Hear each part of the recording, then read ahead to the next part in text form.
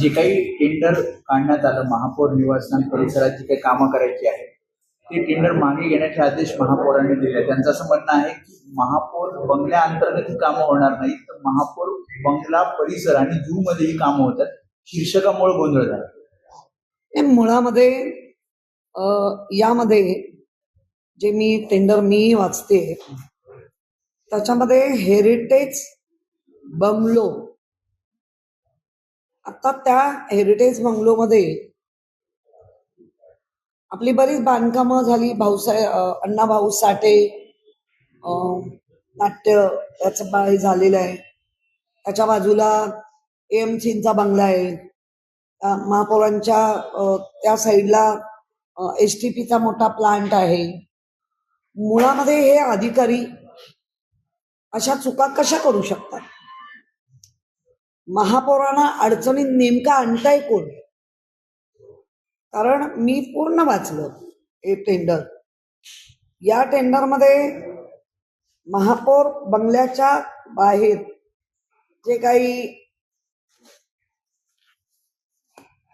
Barricade लावले जाणार, noise barricade, प्राण्यांना त्रास होऊ नये म्हणून, तर मुळामध्ये महापौर बंगल्यांचा जो रस्ता आहे त्याच्यापासून कितीतरी आतमध्ये प्राण्यांचे पिंजरे, म्हणजे कितीतरी मीटरवर म्हणायला हरकत नाही.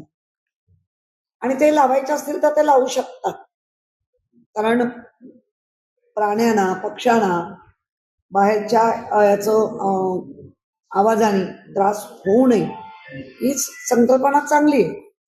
पण मग याच्यात लिहितानाच त्यांनी जर असं लिहिलं असतं AMC बंगलो टू STP याच्यामध्ये अनेक काम आहेत, म्हणजे डायरेक्ट महापौरांवर हा अटॅक झाला नसता. आणि महापौरांनी पण आता लक्ष दिलं पाहिजे. हे जे काही वक्तव्य करतायत, मुळात हे टेंडर जर आम्ही आज तुम्हाला कळलं तर तुम्ही लगेच गटनेता बोलवलं असतं, तर उलट मी पण सांगितलं असतं की हे बरोबर आहे, फक्त महापौर बंगल्याचा उल्लेख म्हणजे हेरिटेज तुम्ही AMC टू STP असं म्हटलं असतं तर ते जास्त उचित राहिलं असतं. मी टेंडर मागे घेते याचा अर्थ तुम्ही काहीतरी केलंय असं जे कोण दाखवू इच्छित आहे, हे अधिकाऱ्यांना अधिकार नाहीये. या अधिकाऱ्यांवरती महापौरांनी कारवाई काय करणार? कसं चुकलं? अख्खी ही बातमी नुसती मुंबई किंवा महाराष्ट्रापुरती राहत नाही. मुंबईच्या महापौर या जागतिक लेवलला येतं तेव्हा आदित्य ठाकरे बालबुद्धीचे वगैरे असंही बोलणं आणि मग टेंडर मागे घेणं, मग त्याच्यानं तुमची बालबुद्धी दिसते. मला असं वाटतं महापौरांना अजूनही वेळ गेलेली नाहीये. सगळ्या गटनेत्यांना विश्वासात घ्या. हे कोण कारस्थानं करतायत, हे अजून कुठून करतायत मलाही नाही माहितीये. आणि मला या गोष्टीचा प्रचंड राग आहे. प्रशासनाने असं जर चुकीचं आणलं असेल, महापौरांनी इन्क्वायरी लावली असेल नाही, पण मी याची पूर्ण आता हे करणार. आणि महापौरांनी त्यावेळेला मात्र अशा गोष्टीला प्रशासनाला पाठीशी घातलं नाही पाहिजे.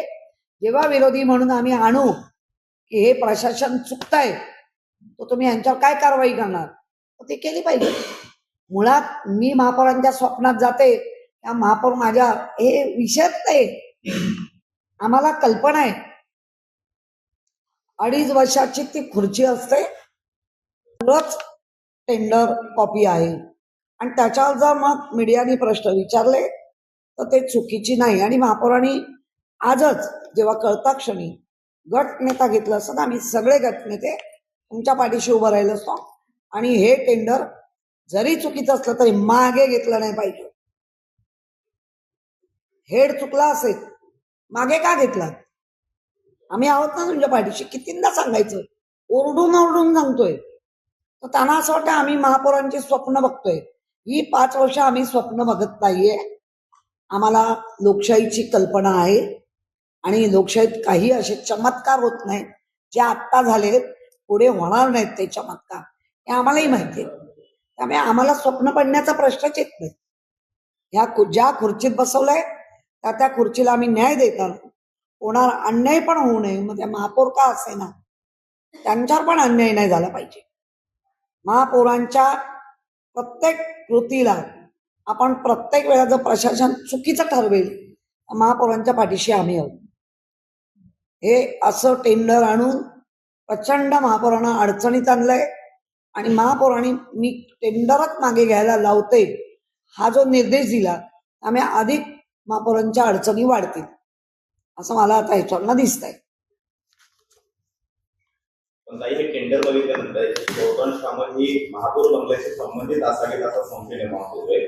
महापौरांची कल्पना होती की अधिकारी जाणून असं तुम्ही करतायत असं तुम्ही म्हणताय, तर अशा अधिकाऱ्यांची चौकशी व्हायला नाही, मी पुन्हा एकदा रिपीट करते. हा पूर्ण टेंडर वाचलंय आणि खरंच आहे महापौरांच्या बंगल्या, पण नुसता महापौरांचा बंगला नाही आहे, त्याच्या बाजूला नाटक आहे, थिएटर आहे, त्याच्या बाजूला एमसीचा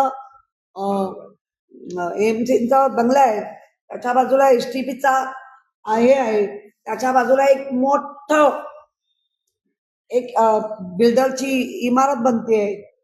काय कोण कोणाशी कनेक्ट आहे जे काय तर ठोका मग महापौरांना. मला वाटतं पूर्ण बॅरिकेड लावण्यामध्ये पण संशय नक्की आहे, पण तो महापौरांवर नाही. जर महापौर म्हणतात याच्यातली मला माहिती नाही तर मग महापौर या गोष्टीची काय करणार आहेत, कशी इन्क्वायरी गडबडीत अधिकाऱ्यांना कोण मदत करताय आमच्या असलेल्या संपूर्ण बसलेल्या नगरसेवकांच्या मतदार अधिकाऱ्यांना ही कोण मदत करताय की आणा महापौरांना अडचणीत हे नको म्हणून. तर आम्ही दोघं राहून गेलोय, आवाज येतच नाही, पण प्राणी पक्ष्यांसाठी मागितलंय आणि तुम्ही केलंय हे प्रशासनाचं आहे. आणि त्याच्यात हेरिटेज बंगलो टाकल्यामुळे हा जो काही समज आणि त्याच्यात महापौराने अधिक एक मोठी चूक केली. पाठीच घ्यायला नाही पाहिजे होतं, गटनेत्यांना लगेच बोलवायचं होतं. असे जेव्हा टेंडरच्या गोष्टी येतात तेव्हा माझ्यासारख्या महापौरांनी पण त्यावेळेला लगेच गटनेता घ्यायची आणि त्याच्यात विचारायची ह्याच्यात माझं काय चुकलंय किंवा आपण कसं एकमेकाला सपोर्ट करू, आणि ते आपोआप सगळं बरोबर होतं. ते असे कितीतरी अधिकारी आजही आहेत, त्यांना ते माहिती आहे आपल्याला मुंबईचं चांगलं करायचंय, पण ते मुंबईचं चांगलं करत असताना प्रशासनाच्या माध्यमातून तिथे चाललेल्या बिल्डिंगला मदत व्हावी का, कारण ओછી लोक राहायला येणार. त्यानंतर आयुक्तांचा बंगला आहे एएमसीचा, त्यानंतर जे थिएटर आहे त्याच्यात महापौरांचा बंगला आहे, तो परिसरात हेरिटेज आहे. त्यामुळे निवडणार शोधणार, कारण काय याच्यामध्ये जो उल्लेख झालाय ना महापौरांचा बंगला अडचणीत नक्की आहे. काय काय खर्च झाले ते मुंबईकरांना कळतायत, पण या एका टेंडरवरून असं दिसतंय प्रशासन सगळ्यांना अडचणीत आणण्याचं काम करत आहे. मग याच्यावर आमची तू मैमै लागत राहणार आणि प्रशासन हळूच सटकून जाणार. त्यामुळे मला प्रशासनावर डाऊट आहे. बाजूला चाललेल्या बिल्डिंग त्याच्यानंतर बाकी गोष्टी हे बरोबर नाही आणि नुसतं हेरिटेज टाकून महापौरांना अडचणीत आणलंय. अशा प्रशासनावर कारवाई झाली पाहिजे. आणि महापौर चौपाटीचा दौरा कधी करणार, त्यांच्याकडून सतत सांगण्यात येते की सध्या कामं आहेत पण मी लवकरच दौरा करणार आहे. बघा, महापौरांना माझं 21 जुलैला पत्र गेलंय, माझं स्वतःच भिडे मॅडमना गेलंय. अजूनही त्याचे उत्तर इतकं निर्ढावलेलं प्रशासन असूच कसे शकतं. 20-22 दिवस कचऱ्यावरना तिकडचे जूचे लोक त्रस्त झाले. प्रचंड वास येतोय. एक चॅनल त्याच्यावर नोटीस पण मिळत नाही. काय अंदाधुंदी कारभार चाललाय.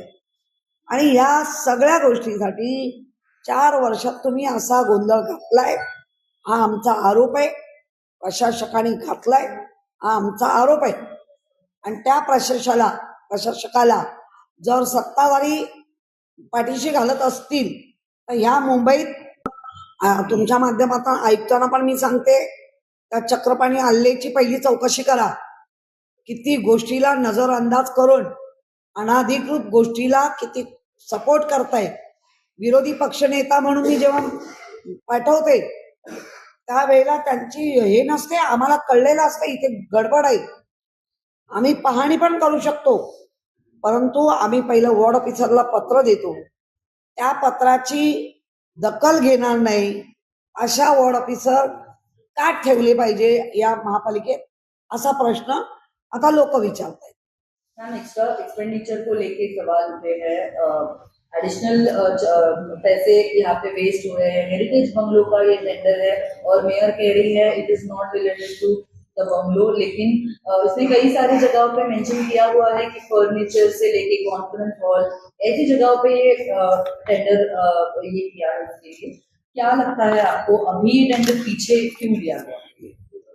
एक तो ये टेंडर महापौर बंगले के आसपास जिसको हेरिटेज कहा जाता है, एक साइड में एसटीपी का बहुत बड़ा प्रोजेक्ट है. लाखों लीटर जो पानी है ये पूरा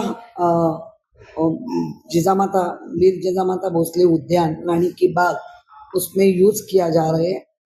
वो महापौर बंगले के बाजू का एसटीपी का जो पूरी जगह है उसमें नजदीक से लोगों को दिखना चाहिए करके जो बहुत ऐसे प्राणी है, एनिमल्स है, उनको लाना है, वो एक प्रोजेक्ट है. वहाँ नेचुरलिटी मध्ये वो रहेंगे. उसके बाद महापौर का बंगला है, उसके बाद अण्णा भाऊ साठे नाट्यगृह है, उसके बाद ये भी बंगला है, एएमसी रहते हैं. जो एएमसी बंगला है आप उसके ऊपर भी आवाज उठाओ.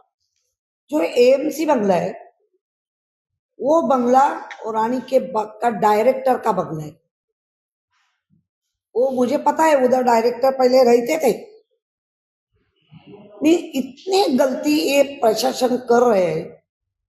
डायरेक्टर का बंगला है तो डायरेक्टर को दे दो, डायरेक्टर रहेगा लंबा किधर, और हम बोलेंगे 24 आवर्स उसको देखो, ऐसा नहीं होता है. जो एनिमल है उनके लिए डायरेक्टर उधर ही रहना चाहिए तुरंत. और ये जो काम आप बोल रहे हैं उस पर मुझे भी दिख रहा है, लेकिन एक काम दिखा के पूरा काम आजू बाजू का कर रहे हैं. तो महापौर जब भी पता चला महापौर को, तो महापौर ने गट नेता बुलाना चाहिए था. गट नेता के अंदर हम निर्णय लेते थे कि उसको अलग अलग सेपरेट करो कि बाबा जो आप काम करना चाहते क्या वाइस जो लगाते बैरिकेड नॉइज बैरिकेड वो पूरा लगना चाहिए. उसमें भी मुझे एक ये लग रहा है, संशय आ रहे हैं कि बाजू में एक बिल्डिंग बन रही है, पूरा रास्ते को लगाने वाले. बात है महापौर बंगले की, इसीलिए मैं बोलते हैं ना बात निकली तो दूर तक जाएगी.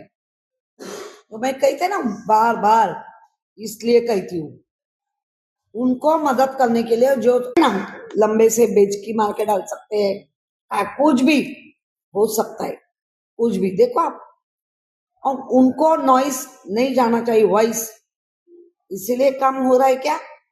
प्रशासन कुछ भी कर सकता है.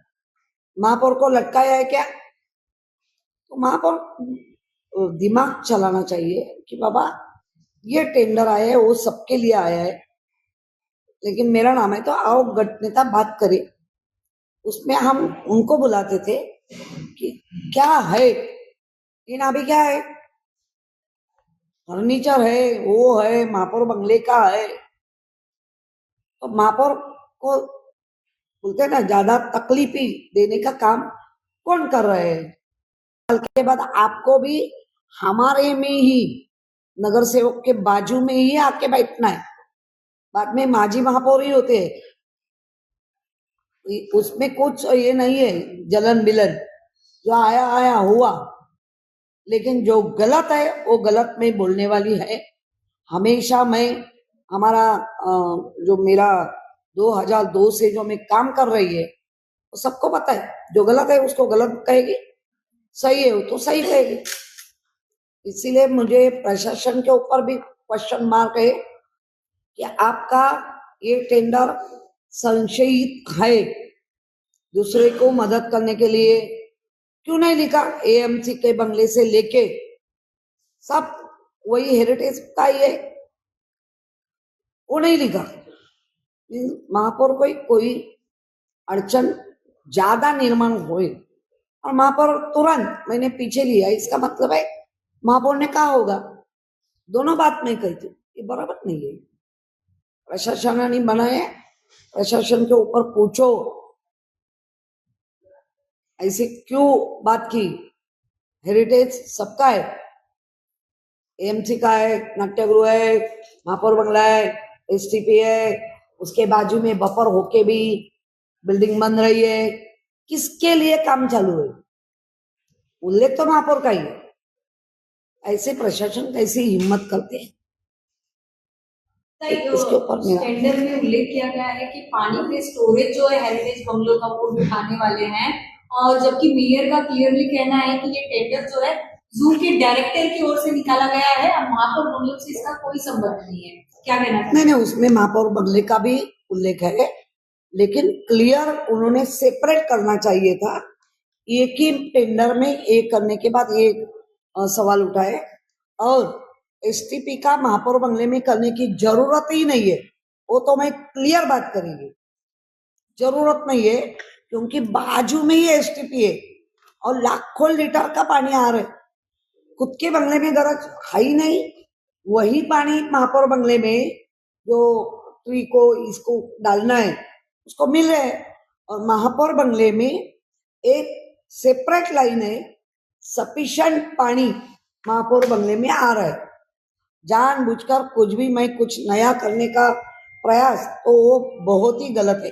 मेयर ने ये भी कहा है कि मैंने कहा है अधिकारियों से कि इस टेंडर पर जांच की जाए, इस टेंडर को जो है वापस लिया जाए। क्या कहना चाहिए? मैं यही कहना चाहती हूँ, आपको जब भी लगा टेंडर कुछ गलत है तो हम लोग थे आपके सपोर्ट में, गट नेता को बुला के ये काम होता तो ये टेंडर की और मजबूती से जिसने गलत किया है उसके ऊपर तुरंत कार्रवाई की मैं भी मांग करती हूँ तुरंत करने का। और पीछे लेने का सवाल ही नहीं आ रहा था, पीछे क्यों लिया?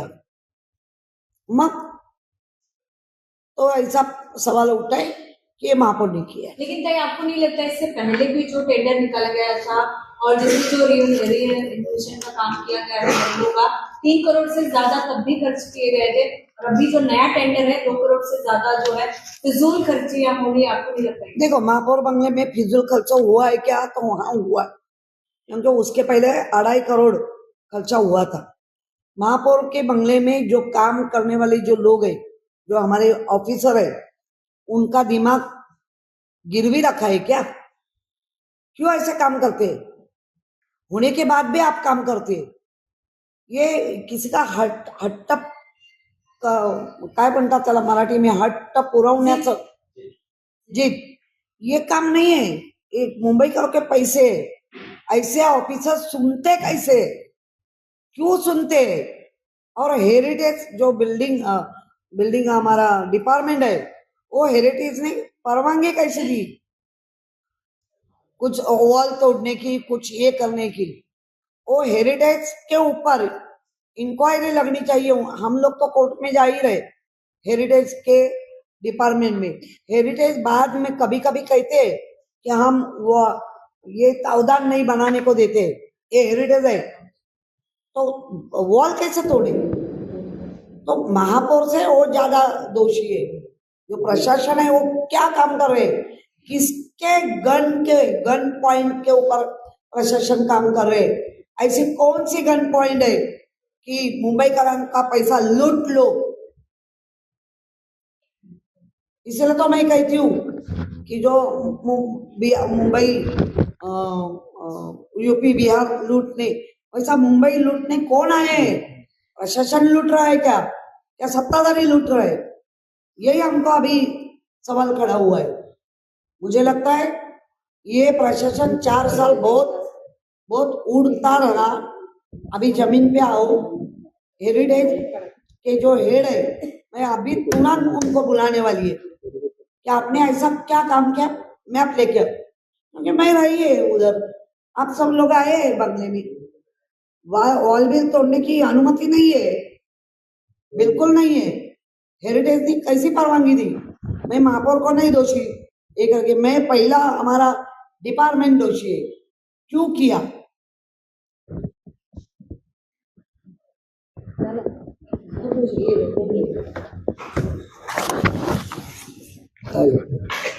लाइव है हिंदी ओके, एक लास्ट क्वेश्चन, आप जो है इस टेंडर को कैंसिल कराने की मांग करेगी कि मेयर ने तो कह दिया है मैं इसे नहीं, मेहर का ओवर रूल मैं नहीं करेगी, ये ओवर रूल होता है, नियम से मैं भी चलती है, और मैं ऐसी मांग नहीं करेगी कि ये टेंडर वापस, मेयर ने कहा है कि ये कैंसिल होगा, तो ओवर रूल तो मैं करेगी नहीं, लेकिन मैं इनकी खुद इंक्वायरी करेगी। और मुझे अभी अश्विनी भिड़े मैम या मैं आगे जाएगी, आगे भी नहीं तो मैं कोर्ट में जाएगी, लेकिन उसके अभी पीछे में लगने वाली है। और एक आणखीन एक तुम्हाला गोष्ट सांगायची सर, एज्युकेशन मध्ये जरा प्रचंड जो काही गोंधळ आहेच, पण एज्युकेशन मध्ये काही ठिकाणी आम्हाला मदत करावी त्यांच्यासाठी असं वाटतंय। तर आता इथे अंकित सायली, सुनील प्रभू हे आपल्याला त्याच्याबद्दलची पूर्ण माहिती देतील, आणि हा प्रस्ताव चांगला आहे तो मुंबईकरांना कळलाच पाहिजे।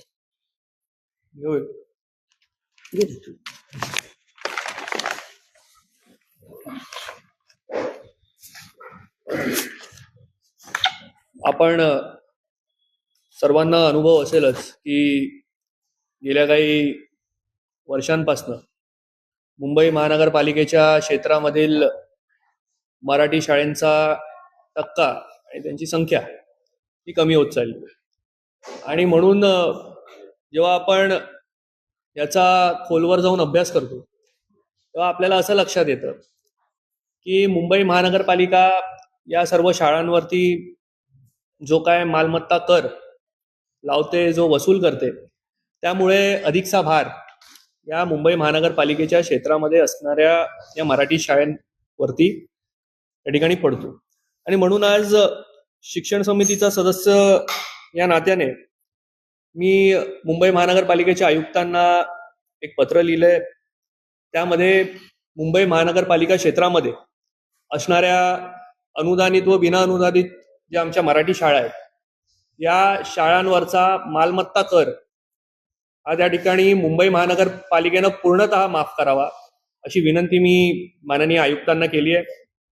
आणि मला विश्वास आहे की जर हा निर्णय मुंबई महानगरपालिकेनं सकारात्मक पद्धतीनं घेतला तर मुंबई महानगरपालिका क्षेत्रामध्ये असणारे जे आमच्या मराठी शाळा आहेत त्या मराठी शाळांच्या संवर्धनासाठी एक मोठा निर्णय हा ठरेल, एक महाराष्ट्राला चांगला संदेश जाईल, आणि मराठी शाळांची जी संख्या ही दिवसेंदिवस जी कमी होत चालली आहे ती आटोक्यात आणण्यासाठी आपण एक मोठं पाऊल मुंबई महानगरपालिका म्हणून उचलू।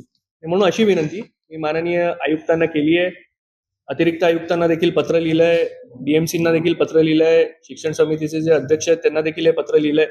आणि मला या सर्वांना विनंती करायची आहे की मराठी शाळा वाचवण्यासाठी हा निर्णय आपण ठाम पद्धतीनं घ्या, मुंबईकर आपलं स्वागत करतील, आणि मराठी शाळा यापुढे टिकवल्या पाहिजेत ही जबाबदारी आपल्या सर्वांची आहे। मग सर्व पक्ष मिळून आपण यासाठी काम केलं पाहिजे, म्हणून ही विनंती, आग्रहाची विनंती या प्रशासनाला आणि या सत्ताधाऱ्यांना या पत्राच्या माध्यमातून केली। किती साधारणपणे शाळा आहेत मराठी, काही आकडा काढला? नाही, असं आहे की बघा, मराठी शाळा ह्या आज नाही, गेले कित्येक वर्ष या मुंबई महानगरपालिकेच्या क्षेत्रात आहेत, आणि आपण या सर्व शाळांमध्ये, म्हणजे आता मी ज्या मतदारसंघाचं प्रतिनिधित्व करतो तिथे बाजूचा आमचा जोगेश्वरी मतदारसंघ आहे, दिंडोशी मतदारसंघ आहे, त्यामध्ये अनेक अशा मराठी शाळा या चाळ वस्तीमध्ये देखील चालवण्यात येतात अशा जुन्या शाळा आहेत।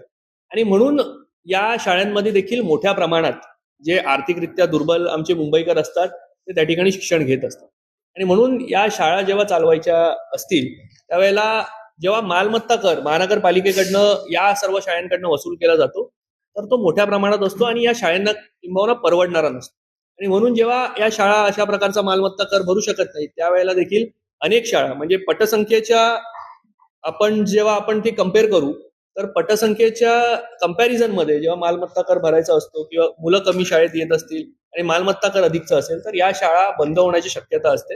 आणि म्हणून जर महानगरपालिकेनं मालमत्ता करावरच माफ केलं तर मला असं वाटतं पटसंख्या जरी कमी असली जी आता सध्या आपल्याला थोडी मराठी शाळांमध्ये पाहायला मिळते तरी या मराठी शाळा सुरू राहतील आणि एक नव्या उमेदीनं मराठी शाळा पुन्हा एकदा पूर्ण वर्गखोल्या त्या शाळेंमधल्या भरतील त्या अपेक्षेनं ही मी विनंती करतो.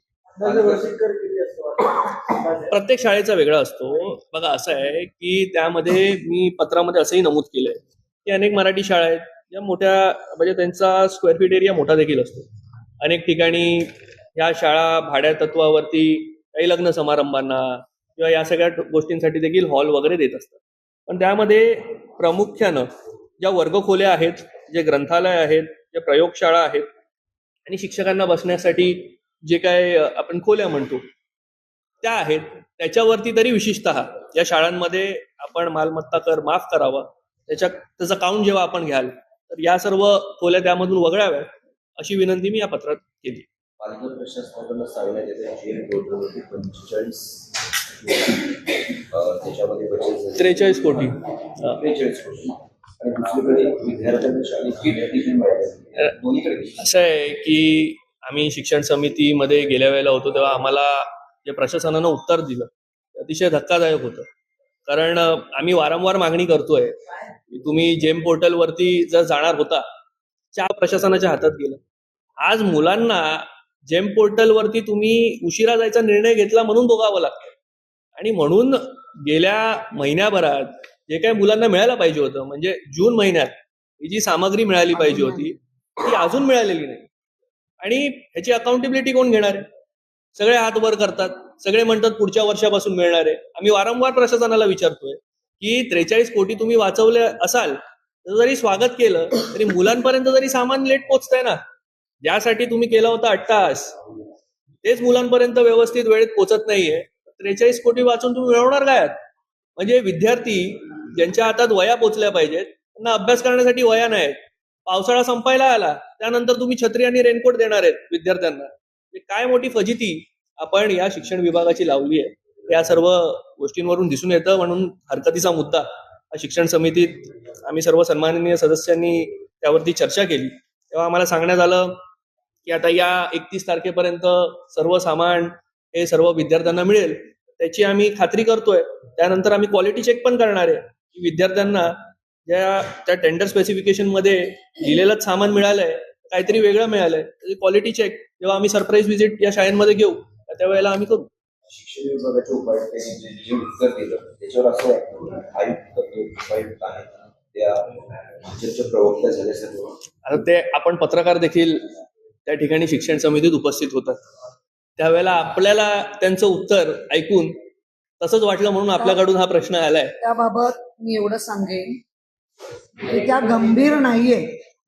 ज्या DMC आहेत एज्युकेशनला त्या फारशा गंभीर नाहीये.